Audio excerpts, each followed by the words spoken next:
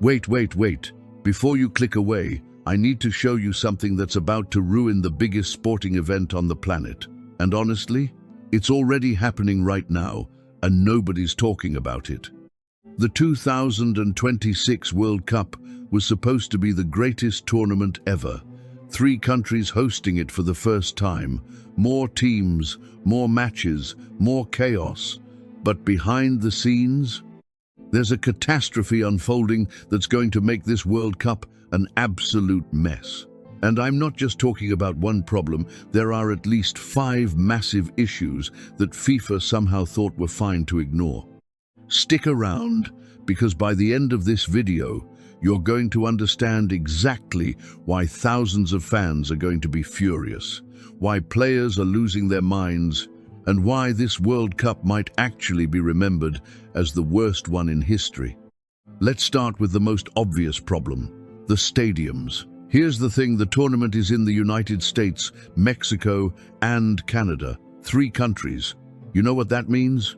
The infrastructure is completely different across the board, but that's not even the worst part. The US doesn't have enough stadiums ready. They're planning to use college football stadiums, college stadiums.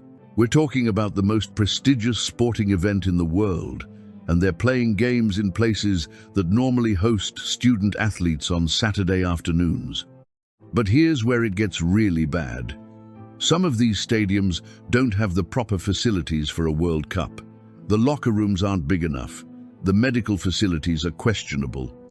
The security infrastructure, borderline non-existent compared to what they need. FIFA knew about this in 2018 when they awarded the tournament, and they've done almost nothing to fix it. Wait until you hear what's happening at the Mexico-Canada border, because this is going to blow your mind. Speaking of borders, let's talk about the actual logistics of having 3 countries host one tournament. This has literally never been done before, and for good reason. Imagine this. Team A plays in Vancouver, Canada. Their next match, Mexico City. That's a 3,000-mile journey. Then they fly to Miami for their final group stage game. We're not talking about a quick 90-minute drive here. We're talking about international flights, border crossings, customs, security checks, all while trying to prepare for the most important matches of their lives. Players are going to be exhausted. Teams from smaller nations won't have the resources to handle this properly. And here's the kicker, FIFA hasn't even figured out a proper schedule yet. They're making it up as they go, and teams are scrambling to plan their logistics months in advance. One team's coach literally said in an interview that the travel situation is worse than anything we've experienced. That's coming from someone who's coached in 5 World Cups. That tells you everything you need to know. But the travel chaos is just the beginning. Let me hit you with problem number 3, and this one affects everyone watching. The time zones. Oh man, the time zones are going to destroy this tournament. You've got matches simultaneously happening in Vancouver at 9 a.m. Pacific time, which means it's noon on the East Coast, 5 p.m. in the UK, and midnight in Asia. There is literally no time that works for everyone. FIFA is trying to schedule games so they make sense for TV ratings in Europe and North America. But that means matches in Mexico are happening at 2 a.m. Fans can't watch their national team play. It's insane. And players, they're dealing with jet lag, weird sleep schedules, and their bodies have absolutely no idea what time it is anymore. The integrity of the tournament is literally being compromised because of money and TV ratings. Now, here's where it gets darker. The accommodation situation is a nightmare nobody's prepared for. There aren't enough hotel rooms. I'm not exaggerating, there genuinely isn't hotel capacity across all 3 countries for the number of fans, teams, and staff that are going to descend on these locations. Hotels are already getting booked up months in advance, and we're still 2 years away. Prices are skyrocketing. A decent hotel room that normally costs $150 is going for $800 a night during World Cup matches. Fans are being priced out of attending their country's games. This isn't a World Cup for the global audience anymore, it's becoming a World Cup for the wealthy. And think about this, fans from Latin America, Europe, Asia, they're all trying to travel to 3 different countries during the same tournament. Border crossings are going to be absolute chaos. Security screening could take hours. People might literally miss games because they're stuck in customs. But wait, there's more. And this one might actually be the most infuriating. The referee situation is completely out of control. FIFA said they want to implement new technologies and new rules before the tournament starts. But here's the problem. They haven't tested them properly. They're planning to use technology that barely works in domestic leagues, and they want to use it on the world's biggest stage.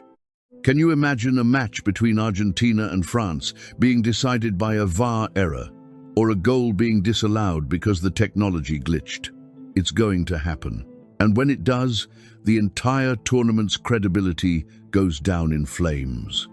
Players have already complained, managers have already complained, but FIFA, they're pushing forward anyway because they've already committed to these systems, and backing out now would cost them money.